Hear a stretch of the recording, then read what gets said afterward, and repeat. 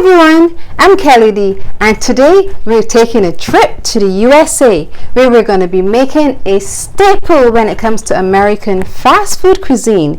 We will be making hash browns. Once you've tried homemade hash browns, you will never buy store-bought hash browns again. So let's go over the ingredients. We have 3 large English potatoes. We have 1 egg white. Now we're going to separate the egg white from the egg yolk. If you have an egg separator, it's going to be easy to do it, but if you don't have an egg separator, you can still do it. We're going to break the egg in your hand, keep your fingers close together, and then you allow the egg white to seep through the fingers into a separate bowl, and you will capture only the egg yolk in your hand. So that helps you separate the egg yolk from the egg white. So we have 1 egg white. We may not use all of it, but we'll definitely use most of it. Then our spices, just to elevate the flavor of our hash browns, we have 1/4 teaspoon of salt, 1/4 teaspoon of black pepper, 1/4 teaspoon of powdered onion. You don't taste the onion texture, but you taste the onion flavor, and 1/4 teaspoon of all-purpose seasoning. We have 1/2 tablespoon of flour and oil for frying. Now you will determine how much oil we use depending on the pan you're using to fry enough oil to cover the base of the pan. Our first step is to peel the potatoes. Now I went ahead and I peeled my potatoes off camera.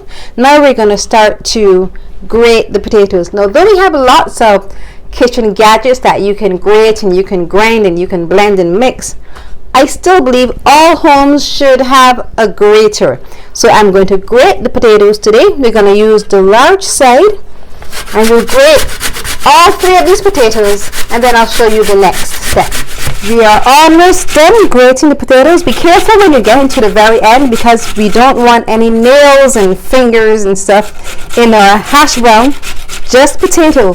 So once we've gotten to the very end, we're going to add our grated potato to a bowl of water. Adding our grated potato to water helps to release the excess starch. You will see whenever you put potatoes in water, you always get a chemical reaction. And you will see the water will start to become cloudy if you look closely.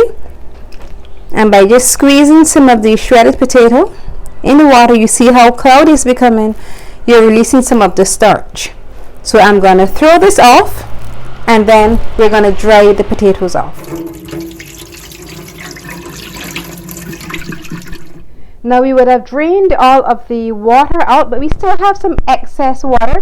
So you're going to get either a cheesecloth or a regular kitchen towel, and we're going to put the shredded potato onto the cheesecloth or the kitchen towel, and we're going to get the excess water. You will see there is still some water left inside of these potatoes. So once you use your cheesecloth, you see there's still some water. We're going to squeeze and squeeze until we get, because it's imperative that we get all of the water out, our hash browns as crispy as they can be. This popular US tradition, you find it in almost every fast food restaurant if you travel to the US. So once we get all of the water out, as much as possible, now we're going to put it to dry. So we're going to open it up and just allow it to air dry for about 5 minutes. Then we're going to go ahead and we're going to mix it up and start to fry our amazing hash browns. Our potatoes are sufficiently dried. It has been a couple of minutes. You see they're all fluffed up and they're dried to the hands. If you can look, you see my hands are still dried and I'm touching them up. So we're going to get ready to mix our hash browns. So we're going to put the potatoes into a bowl. Then we're going to add all of the other ingredients. We're going to add the egg white. We may not use all of the egg white. We're going to use like half of 1 egg white. We'll add the flour, and we'll add all of our seasonings. our onion powder, all-purpose seasoning, salt and pepper.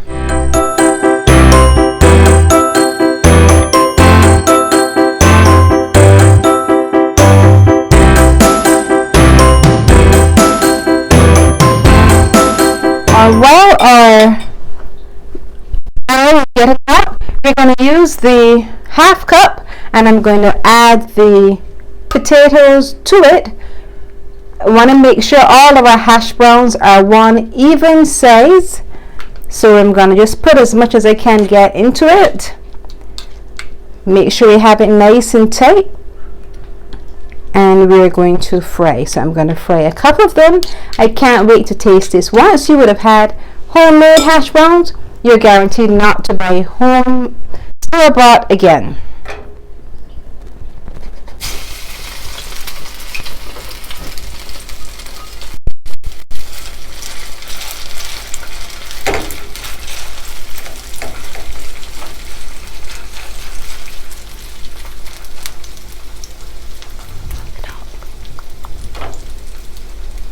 Now we're going to flatten them because it's imperative. We don't want it to be too high. We're going to flatten it. I don't want to crowd the pan, so I think I'll just put one in just so you can see. Keep it nice and flat, and we'll allow this to fry for about 5 minutes. Once you see the outer edges of the hash brown getting nice and brown and dark, then we know the entire bottom is ready. So we're not going to touch it. We're not going to move it. We're going to leave it as it is here for about 5 minutes and allow it to get nice and brown. Then we're going to flip it. Just want to make sure it has a nice shape.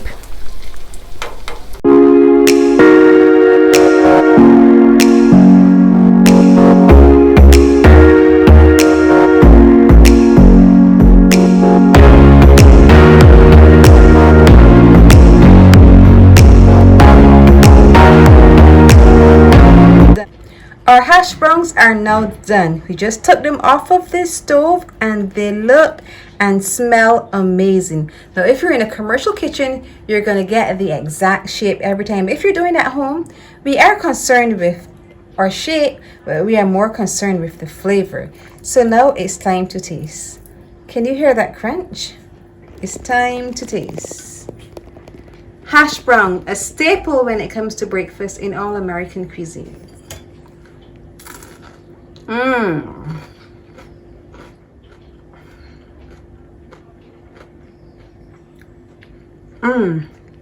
This is so good, so crunchy.